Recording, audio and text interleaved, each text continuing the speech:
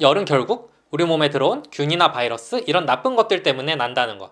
이런 나쁜 애들이 몸에 들어왔을 때 우리 몸에 있는 면역 반응이랑 열심히 막 싸워요. 그 싸우는 과정에서 생기는 게 열인 거고.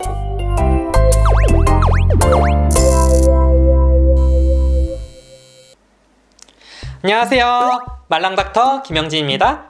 좋아요 꾹, 구독 꾹 눌러주시면 더 좋은 영상으로 보답할게요. 제가 지난번에 열 나는 우리 아이 바로 알기 프로젝트 챕터 1에서 우리 아이가 열이 왜 나는지에 대해서 얘기를 좀 드렸잖아요. 오늘은 열이 나는 아이들의 필수품 해열제에 대해서 얘기를 좀 드릴게요. 많은 엄마 아빠들이 겪어보셨다시피 열이라는 게 준비하고 있다가 기다리고 있다가 신호를 딱 주고서는 열 난다 하고선 열이 딱 나는 게 아니라 어느 순간 갑자기 빡 하고 열이 나잖아요. 그래서 요즘은 해열제를 상비약으로 두기도 하고요.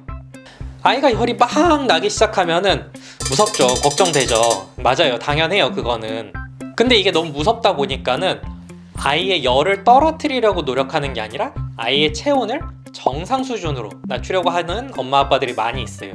이게 조금 차이가 있는데 이해하기 쉽게 얘기하자면 열이 막 38도, 39도 이렇게 나고 있으면 이거를 38도 밑으로 낮추려고 하는 게 아니라 원래 체온인 36.7도 뭐 이 정도 수준까지 꼭 떨어뜨리려고 하시는 분들이 간혹 있다는 얘기예요. 사실 그럴 필요까지는 없거든요. 그래서 체온이 막 높지 않아도 아이가 몸이 좀 뜨끈뜨끈한 것 같다, 열이 좀 오르는 것 같다 그러면은 먼저 해열제를 먹이시는 분들도 있고요. 특히나 이제 엄마 아빠가 아니라 아이를 돌봐주시는 분들이라든지 뭐 어린이집, 유치원 이런 데서가 그런 경향이 좀 더 있어요. 그리고 이제 이런 분들이 좀 무서워하시는 게 열이 막 높게 나거나 열이 오래 나거나 그러면은 뭐 머리, 눈, 귀 이런 데 문제가 생기거나 후유증이 남거나 이러지 않을까 이런 것들 많이 걱정하시는데 단순히 열이 높다 그래서 이런 문제가 생기지는 않아요. 열 때문에 만약에 그런 문제가 생기려고 한다. 단순히 열 때문에. 그러려면은 체온이 41도는 넘어가야 돼요. 41도. 우리 뇌는 단백질로 구성이 돼 있는데 열 때문에 이 단백질이 변성이 될 정도, 변할 수 있는 정도, 좀 더 쉽게 표현하자면 익을 수 있는 정도, 그 정도 온도가 돼야 된다는 거죠. 그리고 또 하나, 우리 몸은 항상성이라는 걸 가지고 있어요. 항상 비슷한 상태를 만들려고 하는 성질이 있는데 열이 많이 올라가면은 어느 정도 기준점을 머리에서 딱 정해두고 요 정도 수준까지는 다시 낮추려고 애를 써요, 어차피. 근데 만약에 41도, 막 42도 이런 열이 난다 라고 하는 거는 이 항상성이 어떤 원인에서든 이미 깨져 있는 상태예요. 그래서 이 정도 열이 난다 그러면은 열 자체가 문제가 아니라 이미 어떤 원인 때문에든 머리에 문제가 생겨 있을 가능성이 높다 라고 생각하시면 되겠습니다. 그리고 이제 또 흔히 하는 생각 중에 하나가 열이 높게 나면 큰 병이다 이렇게 생각하시는 분들도 있는데 이건 항상 맞지는 않아요. 물론 큰 병, 심한 병이면 열이 높게 날 수는 있겠죠. 근데 감기 때도 열이 높게 날 수는 있어요. 감기 때도 막 40도 이렇게 열이 날 수는 있어요. 근데 우리가 감기를 큰 병이라고 하진 않잖아요. 그러니까 이거는 꼭 맞는 말은 아니다. 그러면 해열제는 언제 먹이는 게 가장 좋을까요? 의학적으로는 두 가지. 열이 38.3도가 넘을 때, 두 번째는 아이가 열 때문에 너무 불편해하고 있을 때 그 불편한 걸 해소시켜주기 위해서. 일단 첫 번째 38.3도. 근데 38.3도 사실 좀 애매하잖아요. 그래서 대부분 병원에서 사실 38도를 기준으로 해서 해열제를 많이 먹여요. 그리고 38도 넘어가면 엄마 아빠들이 많이 불안해하시기도 하고요. 이렇게 38도, 38.3도를 잡아두는 이유가 그거보다 낮은 온도, 뭐 37도 중반 뭐 이런 때 해열제를 먹이면은 가끔 저체온이 오는 애들이 있어요. 그래서 그런 거를 병원에서는 조심하다 보니까는 열이 높을 때 해열제를 먹이는 걸 기준으로 잡고 있다. 그리고 그거보다 중요한 두 번째가 이제 아이들 불편한 걸 해소시켜주기 위해서인데 해열제라는 건 사실 우리가 해열제라고 말은 하지만 해열, 진통, 소염 이 세 가지 기능을 다 가지고 있어요.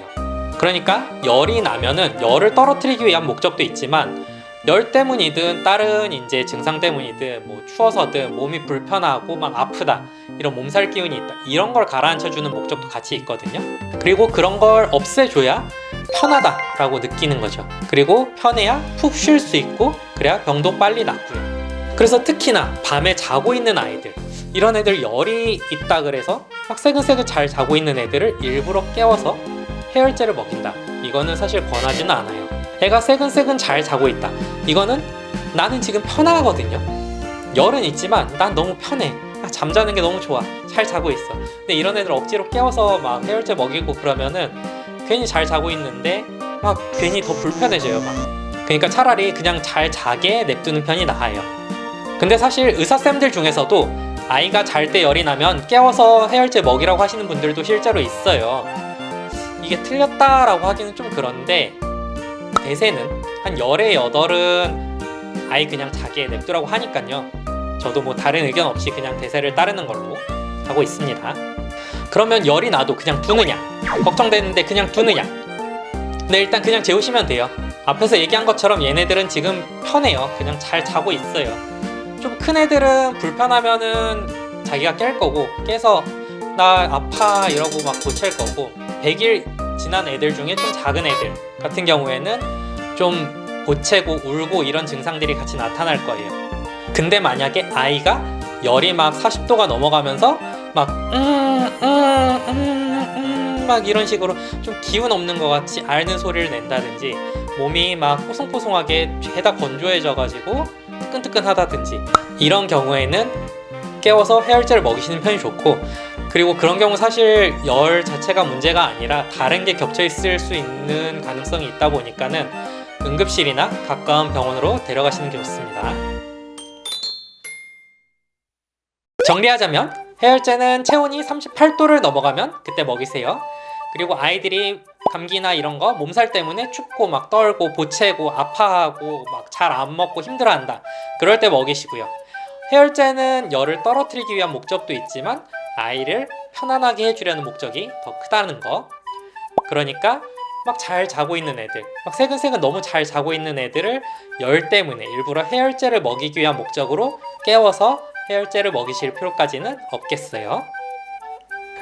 오늘 준비한 영상은 여기까지예요. 어때요? 좀 도움이 되셨나요? 열 나는 우리 아이 바로 알기 프로젝트 다음 챕터에서는 해열제를 먹여도 열이 잘 안 떨어지는 아이들 어떻게 하면 좋을지에 대해서 한번 얘기를 드릴게요. 그러면 다음에 다시 만나요. 안녕.